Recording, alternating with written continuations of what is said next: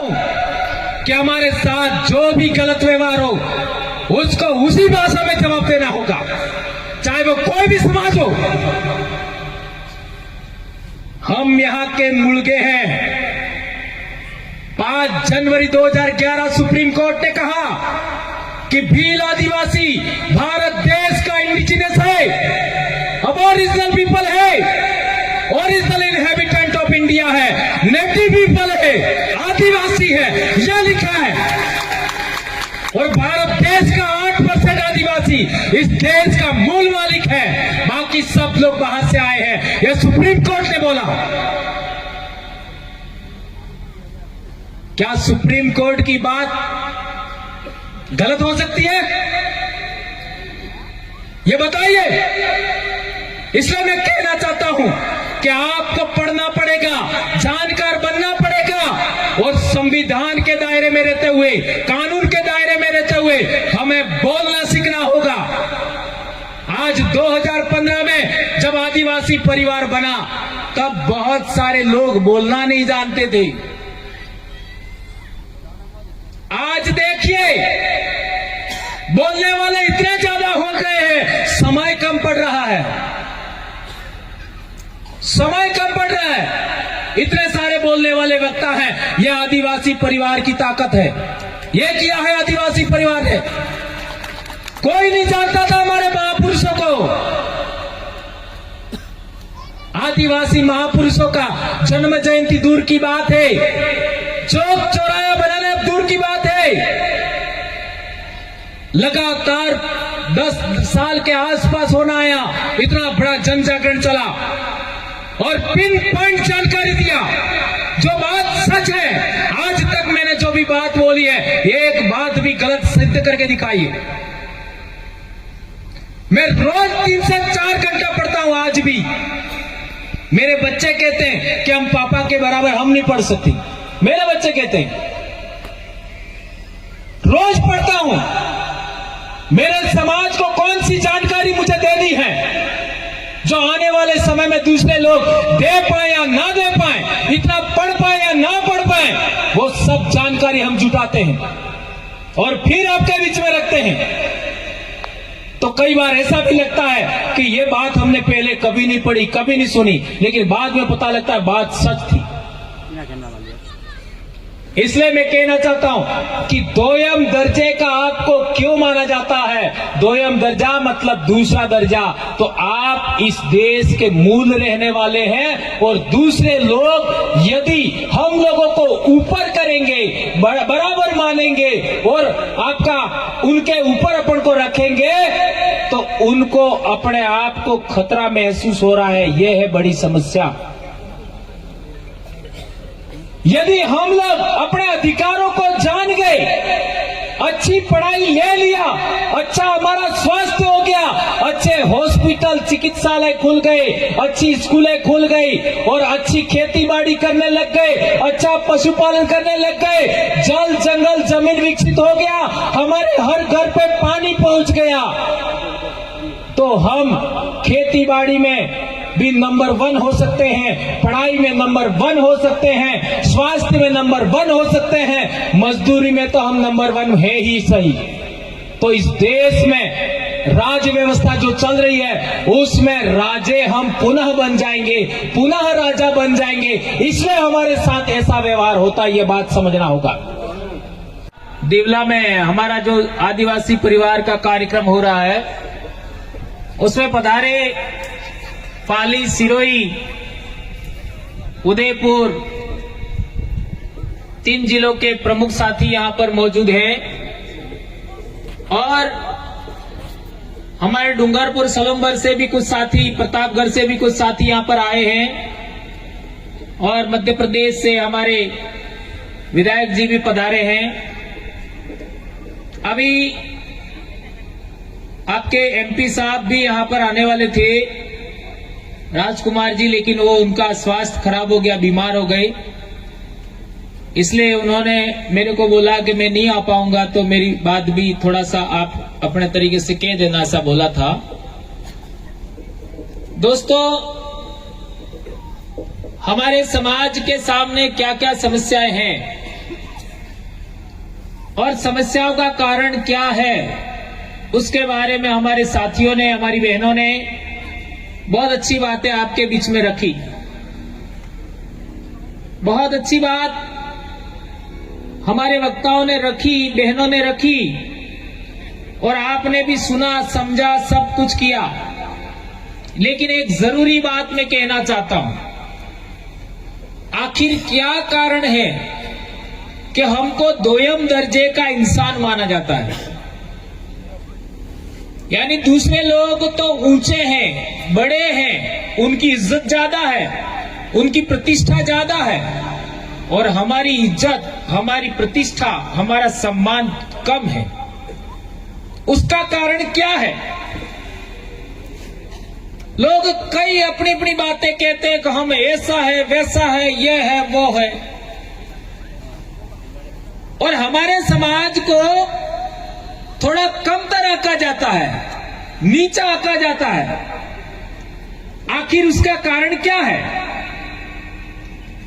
आप लोगों ने देखा होगा कि अपने इलाके में जो बच्चे स्कूल छोड़ देते हैं 9वीं 10वीं के आसपास, वे बच्चे अक्सर उल्टे सीधे बाल काटते हैं, 1 लाख 1.5 लाख की गाड़ी लाते हैं, और फिर फास्ट गाड़ी चलाते हैं, एक्सीडेंट भी हो जाते हैं। अपन बहुत कुछ समझाते हैं, इसके बावजूद भी बच्चे नहीं समझते हैं, बात नहीं मानते, और इस बीच में कुछ बच्चों का एक्सीडेंट होकर के मृत्यु भी हो जाती है। ये पूरे आदिवासी बेल्ट के अंदर आप किसी भी राज्य में चले जाओ, मध्य प्रदेश में जाओ, यही समस्या मिलेगी।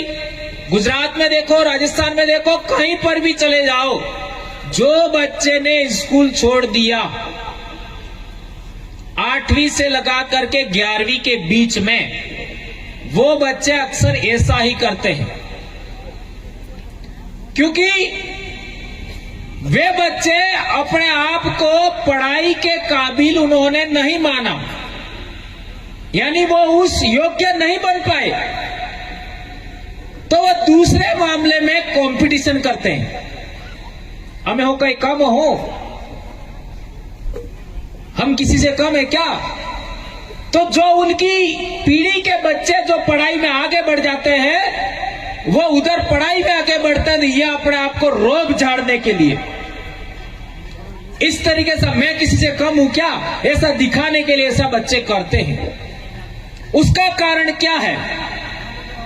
उसकी भी जड़ में आप देखोगे तो हमारा समाज है वो स्वाभिमान के साथ जीवन बसर करने वाला समाज है। तो वो अपनी आशाओं, आकांक्षाओं, इच्छाओं के अनुरूप जब काम नहीं कर पाता है, तो वह दूसरे तरीके से अपने स्वाभिमान को दिखाने की कोशिश करता है। क्योंकि उस समय बच्चों को इतनी समझदारी नहीं होती है, इस वजह से वो अपना स्वाभिमान को जिंदा रखने के लिए, आगे बढ़ाने के लिए कि मैं भी किसी से कम नहीं हूं, यह दिखाने के इस तरीके की प्रतिस्पर्धा करता है। तो मैं कहना चाहता हूं, पहली बात तो हमारे बच्चों को पढ़ाई करनी है और जितना पढ़ सके उतना पढ़ाना है। हमारी बहन शांता ही ना बता रही थी पढ़ाई के बारे में। यह बात आप हमारे आने से पहले भी दूसरे साथियों ने कहा होगा, हमें हर बेटी को पढ़ाना है, हर बच्चे को पढ़ाना है, और यदि बेटी को पढ़ाओगे तो बाप का परिवार भी देखेगी और अपना परिवार भी देखेगी। इसलिए जितने साथी यहाँ पर आए हैं, अपनी बेटियों को पढ़ाना ही है। इस इलाके के अंदर हमारी पढ़ाई का स्तर बहुत कम है। कोटड़ा की हालत तो और ज्यादा खराब है। वहां के स्कूल और चिकित्सालयों के क्या हालत है, अखबार में आता है। मुझे हैरानी होती है कि आदिवासी बच्चे कितने बड़ी बड़ी पढ़ाई कर रहे हैं, कितना बड़ी बड़ी नौकरियां ले रहे हैं, और इस इलाके में हमारी बेटियां बेचने की नौबत आ रही है। दोस्तों, अखबार में छप के आता है कि आदिवासियों ने अपनी बेटी को बेच दिया। पिछले साल या कुछ महीने पहले अखबार में आया था। ये कोटड़ा जाडोल के बेल्ट में ये बात सुनने में आती है। और अभी अभी गुजरात के वलसाड़ से एक बात निकल के आई कि 15 से 19 साल के बीच की बेटियों का बच्चा हुआ, अखबार में छप के आया। यानी हमारे बच्चों की हम लोग टाइम पर पढ़ाई नहीं करते हैं, उनको पाठ पढ़ना नहीं आता है, तो फिर वो बच्चे दूसरे कामकाज में गतिविधि में संलग्न हो जाते हैं। इसके बाद हम लोग अब बच्चा मान नहीं रहा ऐसा करके शादी करा देते हैं। इससे हमारे बच्चों पर बहुत असर पड़ रहा है। बच्चों में खून की कमी हो रही है, उनका लंबाई नहीं बढ़ रहा है, शरीर का विकास नहीं हो रहा है, और हमारी नस्ल है वो कमजोर हो रही है। इस बात का आप सबसे ज्यादा ध्यान देना है। रही बात हमारे इलाके में जन जागरण की, तो मैंने जो सवाल खड़ा किया कि हमको दूसरे लोग दोयम दर्जे का क्यों मानते हैं और वो अपने आप को ऊंचा क्यों मानते हैं, तो उसके लिए ज्यादा कुछ देखने की जरूरत नहीं है। किताबों में क्या लिखा ये महत्वपूर्ण कम है, शास्त्रों में क्या लिखा ये महत्वपूर्ण कम है। हमारे जीते जी कौन हमारे साथ कैसा व्यवहार कर रहा है, यह अनुभव बहुत बड़ा है दोस्तों। ये बात समझना होगा। किताबों में किसने क्या लिखा, शास्त्रों में क्या लिखा, हमारे जीते जी हमारे सामने हमने हमारे जीवन के अंदर कौन इंसान हमारे साथ कैसा व्यवहार करता है, यह अनुभव बहुत बड़ा है। इस बात को आप याद रखिए। तो हमारा अनुभव है, आज मेरी उम्र भी 50 साल एग्जैक्ट चल रही है अभी, और मैंने अपनी पढ़ाई के दौरान मेरे को कभी मालूम नहीं पड़ा कि मेरे समाज के साथ छुआछूत होती है, क्योंकि मैं पाल का बेटा हूं और पालों में किसी की हिम्मत नहीं है, किसी की औकात नहीं है कि पालवी आदमी को कोई छुआछूत करे किसी के सामने, हिम्मत नहीं है कि वो उसको दबाए। और हम तो ऐसी पाल के रहने वाले हैं जिस पाल ने डूंगरपुर के दरबार को भी शरण दिया था, हम उस पाल सुराता के लोग हैं। तो मेरी पढ़ाई के दौरान कभी मेरे को पता नहीं लगा कि मेरे समाज के साथ ऊंच नीच का व्यवहार, छुआछूत का व्यवहार, भेदभाव कोई दूसरा समाज करता है, ये कभी मेरे को मालूम नहीं पड़ा। और जहां तक पढ़ाई की बात करो, मैं किसी भी क्लास में चौथे स्थान पर कभी नहीं आया।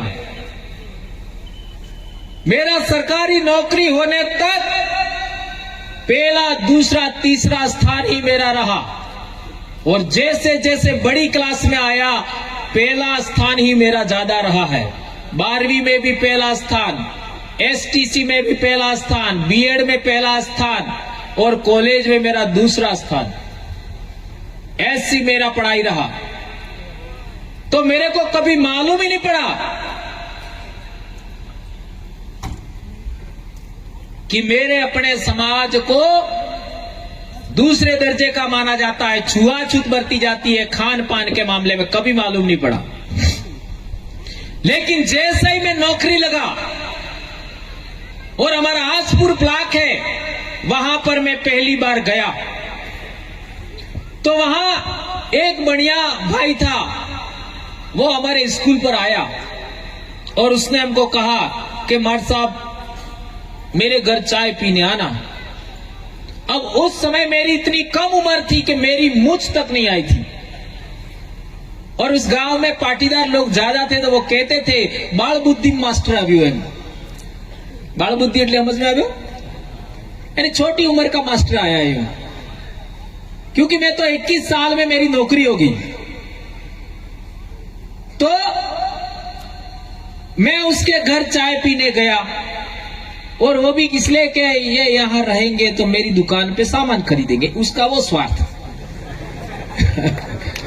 तो हम लोग 3-4 लोग गए, अब चाय पिलाई, तो कप उन्होंने, उसके वाइफ ने वो वहीं पर नीचे रख दिए।